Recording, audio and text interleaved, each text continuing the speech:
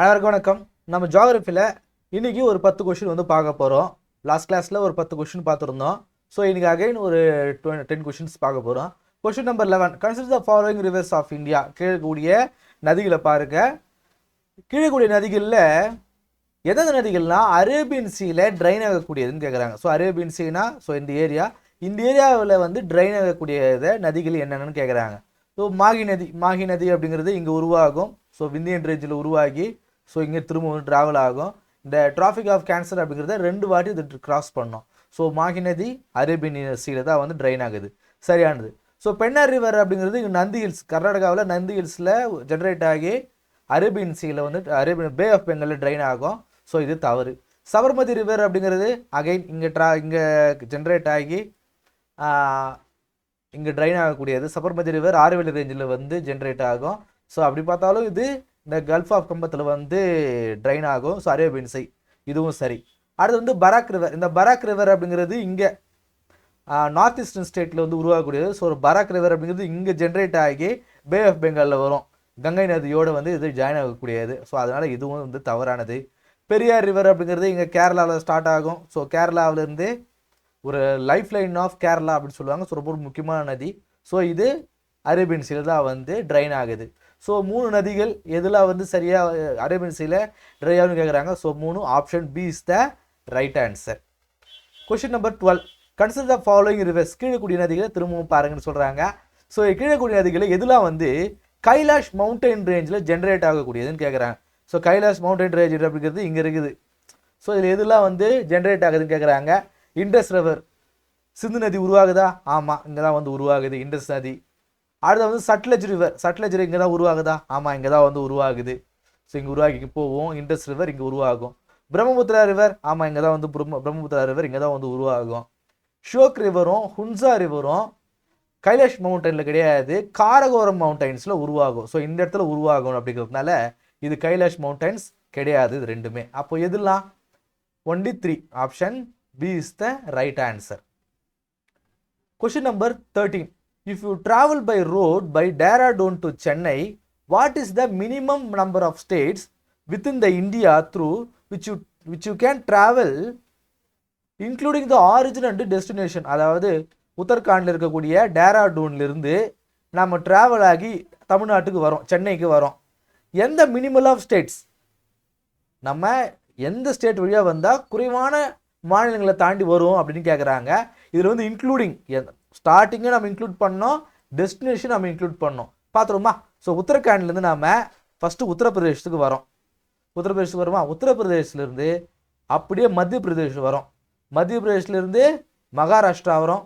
மகாராஷ்டிராவிலேருந்து நாம் டைரெக்டாக ஆந்திராவுக்குள்ளே வரோம். ஆந்திராவிலேருந்து சென்னை வரும். அப்போ 1 2 3 4 5 6, ஸோ 6 ஸ்டேட்ஸ். ஸோ 6 மாநிலங்களை தாண்டி நாம் சென்னைக்கு வரோம். சரிங்களா? அடுத்து question number 14, consider the following statement. Statement 1, nearly 3/4 of drainage area in India is originated towards the Bay of Bengal. oriented towards the Bay of Bengal. என்ன சொல்கிறாங்க? இந்தியாவில் இருக்கக்கூடிய 4% ரிவர்ஸ் என்ன பண்ணுறாங்க? பே ஆஃப் பெங்கால் தான் வந்து ட்ரைன் ஆகுதுன்றாங்க. அப்போ சரியா? ஆமாம். ஏன்னா பாருங்கள், கங்கை நதி ஆகட்டும், பிரம்மபுத்திரா நதி, கோதாவரி, காவேரி, மகாநதி, கிருஷ்ணா, இப்படி எல்லா நதிகளுமே பே ஆஃப் பெங்கால் தான் வந்து ட்ரைன் ஆகுது. ஸோ அப்படி பார்க்கும்போது 77% ஆஃப் இந்தியன் ரிவர் சிஸ்டம் வந்து எங்கே ட்ரைன் ஆகுது? பே ஆஃப் பெங்கால் தான் வந்து ட்ரைன் ஆகுது. இந்த இண்டஸ் ரிவர் வந்து அதனால தான் அதை மட்டும் தான் விட்டுடுறோம். அதையும் சேர்த்துட்டா ஆல்மோஸ்ட் 90க்கு மேலே வந்துடும். ஸோ இது சரியானு கேட்டிங்கன்னா இது சரிதான். Indian peninsula and Indo Gangetic plain both generally slope ஈஸ்ட்வர்ட்ஸ்னு சொல்கிறாங்க. அதாவது கிழக்கு நோக்கி இது ஸ்லோப் ஆகி இருக்குன்றாங்க, இப்படி இருக்குதுன்னு சொல்கிறாங்க. அப்படியே கேட்டால் ஆமாம், அதனால தான். ஏன்னா இங்கே இதெல்லாம் வந்து ஒரு ஹைட்டான ரீஜன், இதெல்லாம் வந்து லோவான ரீஜன். அதனால தான் இங்கே இருக்கக்கூடிய நதிகளானது இப்படி நோக்கி போகுது. ஏன்னா மேடாக இருக்கிற இடத்துலேருந்து பள்ளத்தை நோக்கி தான் வந்து ட்ராவல் ஆகி போகும். ஸோ அப்படின்னு சொல்கிறாங்க. இது ஸ்டேட்மெண்ட்டு சரி. ஸோ ஸ்டேட்மெண்ட் 1ம் ஸ்டேட்மெண்ட் 2ம் சரி. So option A is the right answer. அடுத்து, consider the following hills of India. கீழக்கூடிய ஹில்ஸை பாருங்க. So which of the following is the correct order of above given hills from east to west. இங்கே இது வந்து east, இது வந்து west, இப்படி இருந்து பார்க்க சொல்கிறாங்க என்னென்ன ஹில்ஸ்லாம் இருக்குன்னு சொல்லிட்டு. கர்ஜத் ஹில்ஸ், இந்த கர்ஜத் ஹில்ஸ் அப்படிங்கிறது ஸோ இங்கே இருக்கும். இங்கே வந்து ஒடிசா, இந்த சோட்டா நாக்பூர் பிளேட்டிவ்ல இருக்கும், ஒடிசாவில் இருக்கும். ஒடிசாவில் இந்த இடத்துல வந்து இருக்கும் கர்ஜத் ஹில்ஸ் அப்படிங்கிறது. ஸோ இந்த ஏரியா.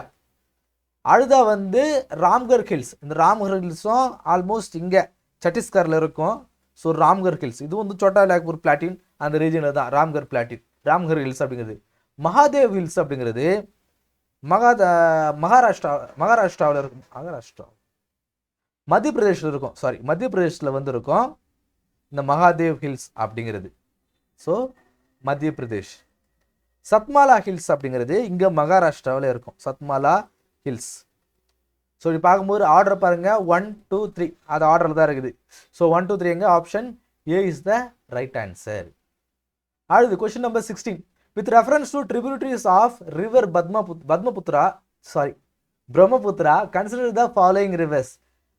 பிரம்மபுத்திரா அப்படிங்கிற ரிவர்ஸ் உடைய ட்ரிபியூட்டரியை பாருங்க.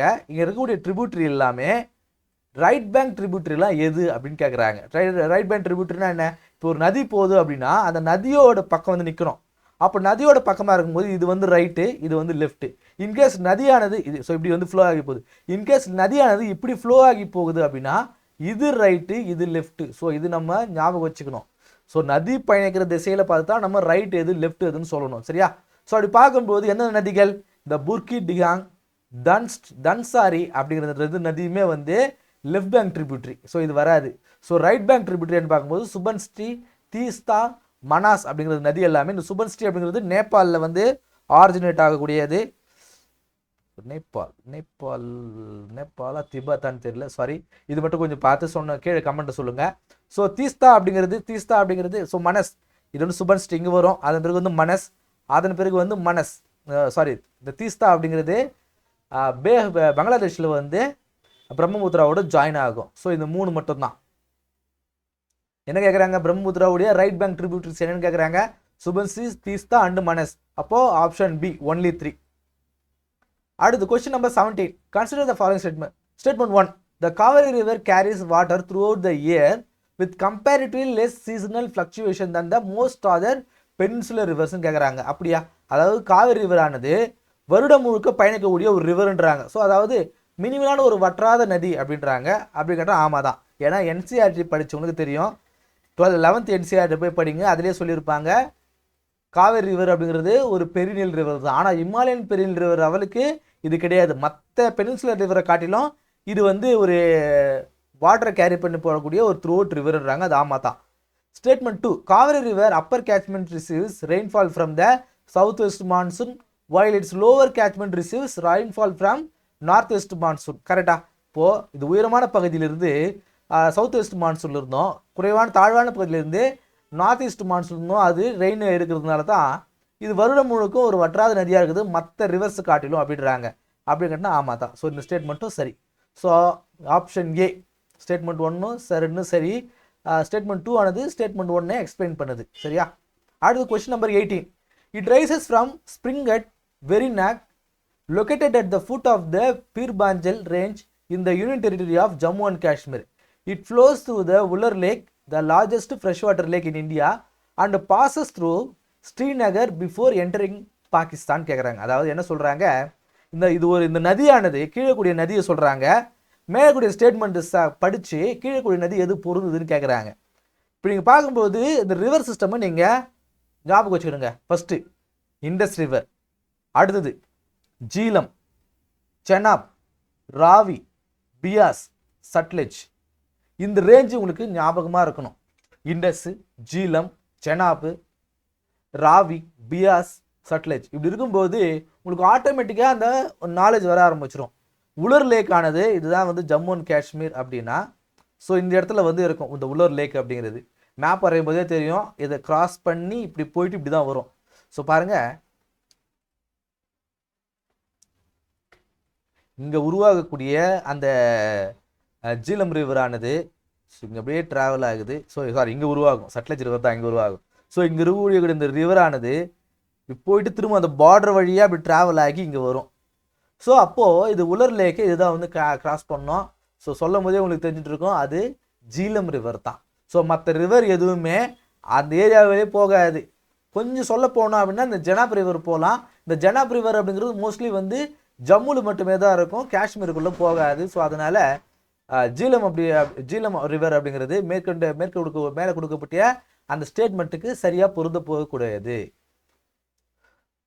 Question number 19. Consider the following pairs of major dam கொடுத்துருக்காங்க. ஸோ ரிவர் வந்து மேட்ச் பண்ண சொல்லியிருக்காங்க. இது வந்து கரெக்டாக மேட்ச் ஆகிருக்குது.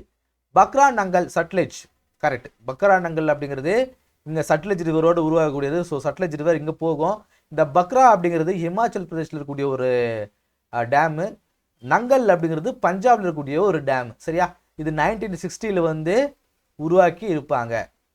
சரியா, அடுத்தது இந்த சர்தார் சரோவர் அப்படிங்கிறது தாப்பியில் உருவாகி இருக்க மாட்டாங்க, தாப்பியில் கிடையாது. இது சர்தார் சரோவர் அப்படிங்கிறது தாப்பியில் கிடையாது.